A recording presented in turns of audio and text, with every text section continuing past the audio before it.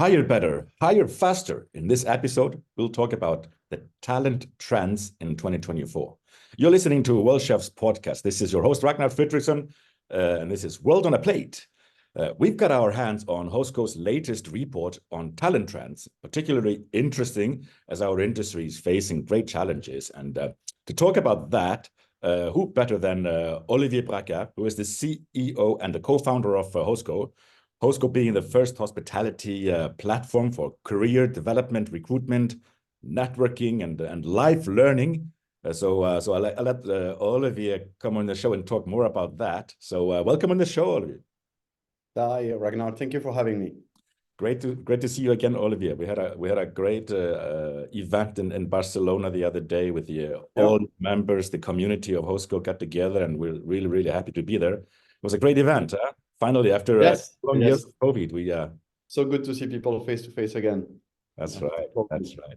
Hey, for those who don't know, so Hosco is in fact a partner of Worldchefs, and so Hosco, your platform, is where all the Worldchef community is sitting. So for our listeners, if they are already a member of Worldchef Community, they would be familiar with Hosco. Maybe not all what they can do on Hosco, but just to start to kick off, Olivier, before we go into the trends and all that, maybe you could just tell us a little bit about your story, your background, and how the Hosco idea came about. Sure. So, well, good to be on the show. Thank you again for having me. I grew up in a family very close to hospitality, family of hoteliers in Spain. So I got to be very exposed to hospitality in my early days. And then studied hospitality in Switzerland back in 2003. And then worked a couple of years in real estate, applied to hospitality, until it really struck me the gap that there is between talents and opportunities in hospitality. I was involved in the recruitment of associates for this company, and I realized how challenging it was to recruit for our departments. Meanwhile, I remember back then, while being at university, how me and all of my friends and colleagues from university would love to hear about such opportunities. So this is when really I realized that the matching between talent and opportunities in our industry had a lot to improve. And this is when really the journey of Hosco, Hospitality Connection, really started. And that was back in 2011. Yeah, so long path. And so what, just for the listeners who are not familiar, so what is Hosco in your words? And so what do you do? Yes. So it starts with a very simple acknowledgement, which is one, the space we're in. We're active in hospitality. Hosco is exclusive to hospitality, right? It's the first component of the word. Hosco is hospitality connection, right? So we're exclusive to hospitality. We are big fans of the industry, and we acknowledge that it's one of the fastest growing industry on the planet, and it's 1 in 10 jobs on the planet. But given the rotation, the expansion, the new openings, it's actually 1 in 5 new hires happening every year on the planet. So we are massive industry, a massive vertical, and there's a huge volume of hirings happening in our industry. Aside from being so dependent on people, you also have to acknowledge that we're very international. You have talents today in Malaysia, tomorrow in Dubai, moving to the US. So we are extremely international. And this is actually one of the biggest reasons why people choose hospitality, is to embrace an international career. And when you know all this, you know the volume, you know the size, you know the growth, and you know the international component, you're very surprised to acknowledge that there wasn't any international recruitment platform dedicated to hospitality, right? The market was very fragmented with local job platforms, 1 per country. Meanwhile, employers are hiring domestically, but from abroad as well. And talents are today in Dubai and the next day on another continent. So we really found that there was a gap to fill. Right. And that's the vision of Hosco, is to fill the gap, to bring the global hospitality industry in 1 global platform exclusive to careers in hospitality. Right. So that's the why of Hosco.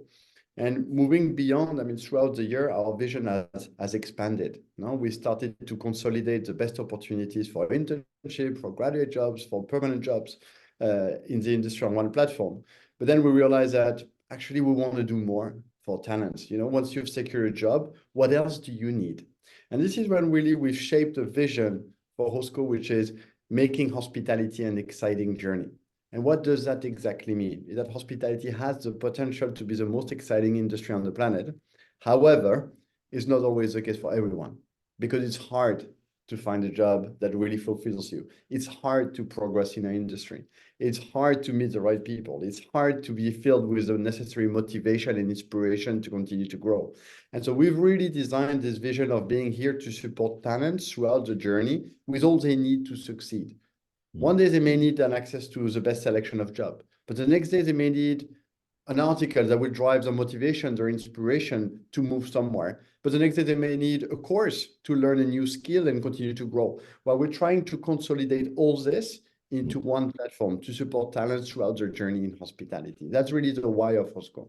Right, right. So basically for an individual, for the chefs, you create, for instance, if you create a WorldChef account, it'll bring you to Hosco, you build your CV, you choose your positions, what you want to target, you get job offerings, but also a lot of resources and learning opportunities. You can find all that within Hosco. So yes, exactly. As a world chef, you are able to create an account, access a very curated selection of job opportunities worldwide, access content that again will help you to continue to grow, and you will be able to network with other members from Worldchef and from the sector, and you will also be able to access courses right from Worldchef and else. So it's really consolidating what we believe is all you need to continue to grow in the sector into one digital space. And so obviously, I mean, you had a great success. I think now almost 2 million users around the world using Hosco, and lots of job opportunities there. So obviously, all the major employers. But what I was really impressed with in Barcelona, and actually following and all the connections I've made through Hosco myself, is that link you have between industry and the education sector and the schools, because you have a very particular approach to the schools, and maybe you can tell us more about that. Yes, so we started we started in the campuses. We said, look, there are 300 million people out there. We cannot go as a new player and try to attract everyone at the same time, right? So we have to embrace what we feel is a solution to the gap of having an international career platform in hospitality, but we cannot bring everyone at the same time. So how can we go global, be credible on that space, and start, with limited resources? So we started off by saying, we will start with students, right? So we will be the best international career platform for internships. Like this, we will have all students from the best education centers on one platform, accessing the best internship opportunities in the world on one platform. So we really started within the campuses. We started off with 9 partner schools 12 years ago. We today have 530 education partners that are members of the Hosco Partnership Program. We do a range of different things, but we've added a lot of solutions to schools, right? We developed their own career center. So we provide them with the technology to manage their placements, their internships. We provide them with solutions to manage their alumni platform. We provide them with solutions to embrace hybrid learning with an online learning platform. Right? So we really create technology, content, and services to support schools shape the future of the industry. And this is that special bond that we have with school. And we're very proud that when you start a course in kitchen or in pastry at any continent on the planet, on week 1, you will have to register on your school platform, which is actually Hosco. And within that platform, you will meet your community of your school, but you will meet the global hospitality industry, And we're very proud of being able to achieve that so early on the careers of talent. Exactly. And hey, I can tell you, it inspired more than one. It inspired me, and it has inspired Worldchefs, because exactly what you're saying. And now I know people are listening to us. They are in associations. A lot of associations are struggling with membership. And here is what Worldchef has been doing over the last years. Is exactly what you've been doing. Is where do we find the future leaders of our industry? They're the ones coming out of schools. We know exactly where to find them. They're in the schools. So for all our associations, this is what they need to be doing, is going also into these schools that are in the Hosco community and the Worldchef community, go in there, explaining the benefit of being a member of an association, and attract them already as youngsters to be engaged.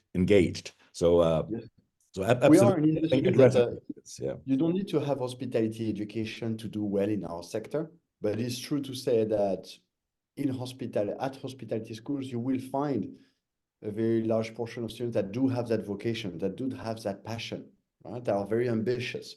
and I want to try and be in the right initiatives and on the right platforms, etc. So for us, schools has been a very valid entry point, and we've really structured a win-win relationship with schools. We bring everything that they don't have, which is technology, content, etc.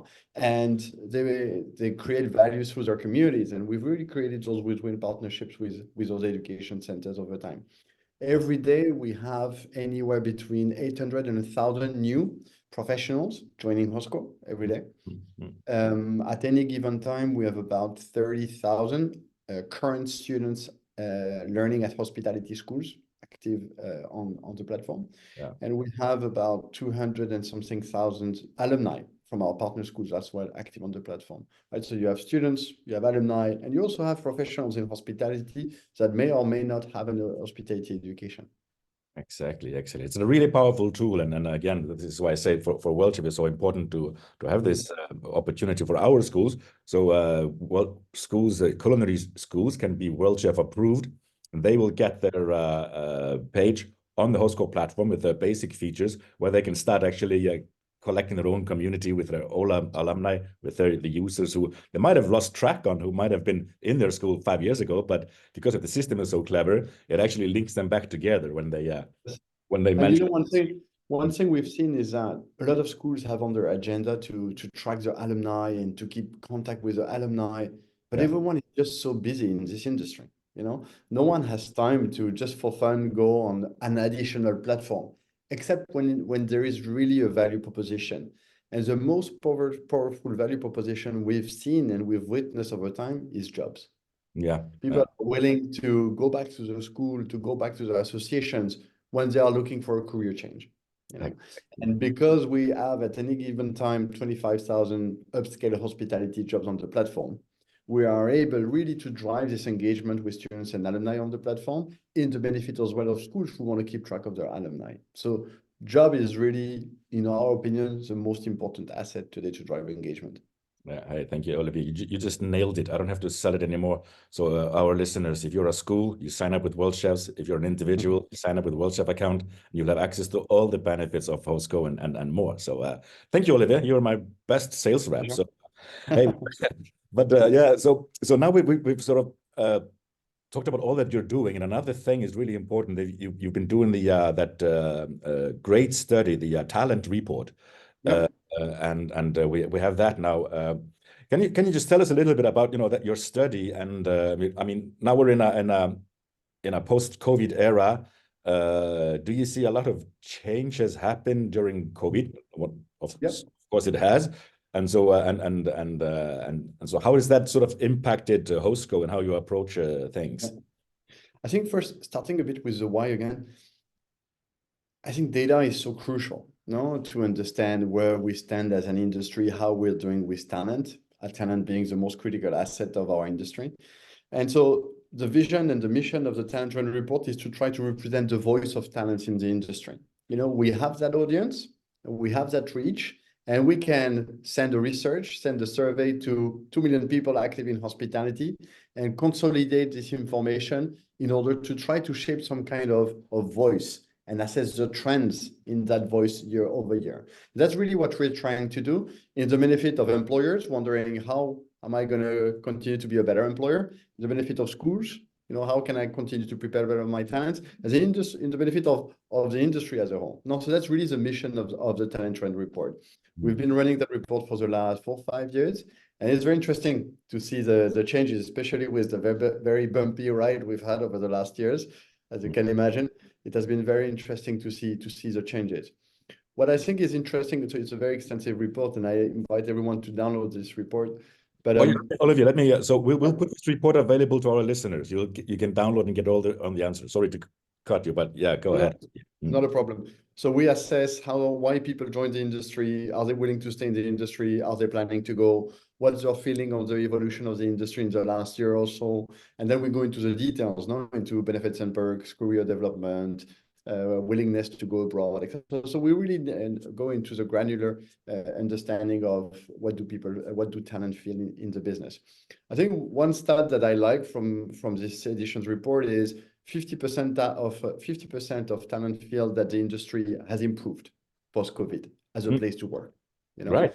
Mm. think that, we're always saying, oh no, the industry is a very challenging industry. COVID has been so rough. Has the industry learned anything? Did we learn anything? Have we implemented anything? And actually 50% of our talents do believe that the industry has improved and is a better place to work than it was pre-COVID. And I think it's a positive message to share. Yeah. No? But it's not all positive news, because we still have, I think it's a 40-something% of talents feeling that burnout is a common issue still today in our industry. So I think the overall message of this year's edition is that yes, the industry has improved. Yes, talent see progression and improvement, but yet there is still a lot of work to do for the industry to be a better employer. Yeah. I actually, when you say that, and one of the things that I took back from our meeting in Barcelona was I had on my podcast also Krimma, who was a speaker at the Hosco. Oh, yeah. It's actually what you're saying, and talking about stress and burnout in hospitality, but there is something different with hospitality people. They are burning with desire for this profession, and so from the report I could read that a lot of answers were that individuals who work in our industry do it because they really want to work in this industry. It's a big passion for the industry. So we always ask that same question and assess the evolution, no? And why do you join hospitality? Why have you chosen this industry? No? And the top three answers are always number one, because this is my passion, this is my vocation. I've always wanted to be a chef or something like that. It's part of my DNA.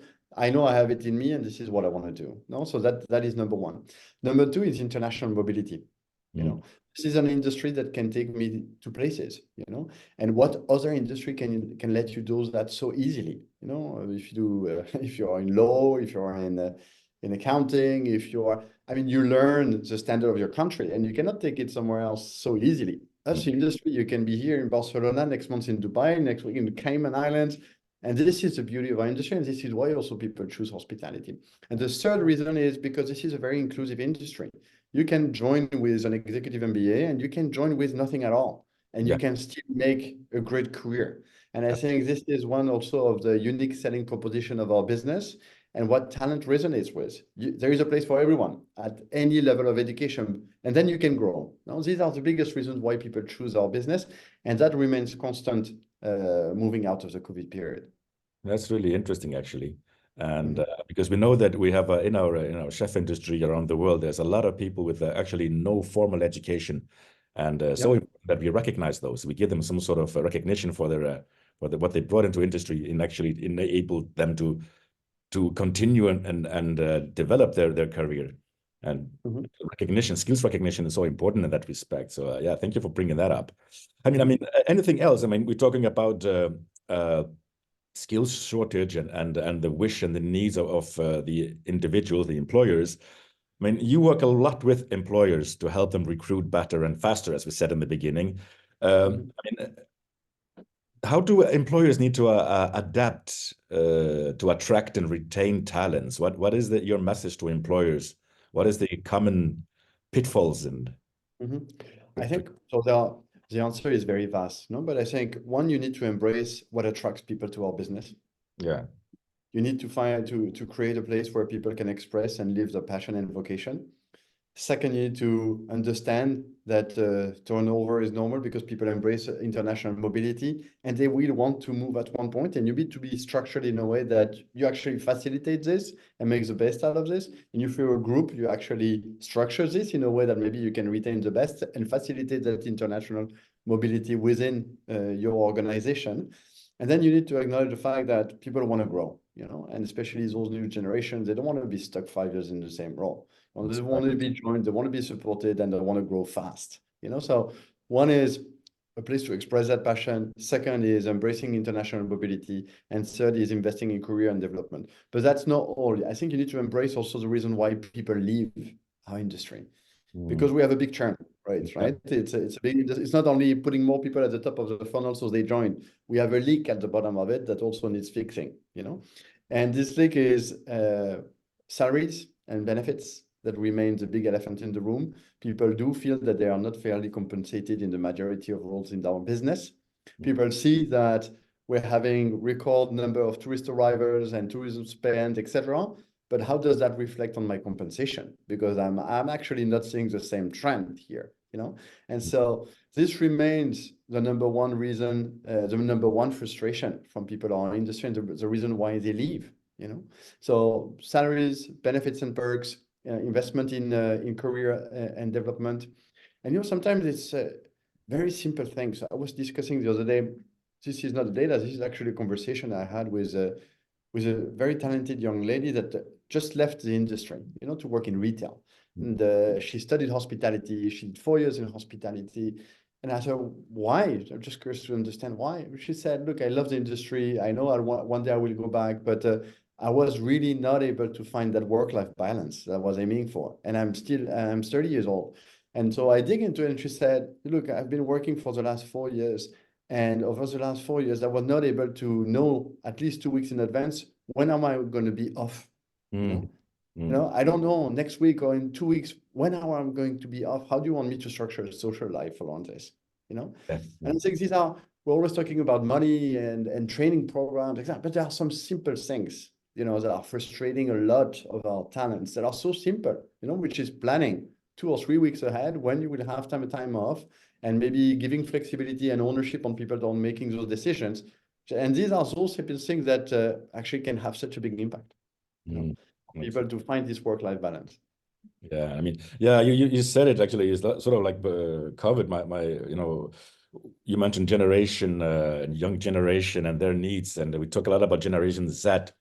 I mean, yeah, sure, COVID has probably, I mean, has had an impact on all of us, whatever generation we are.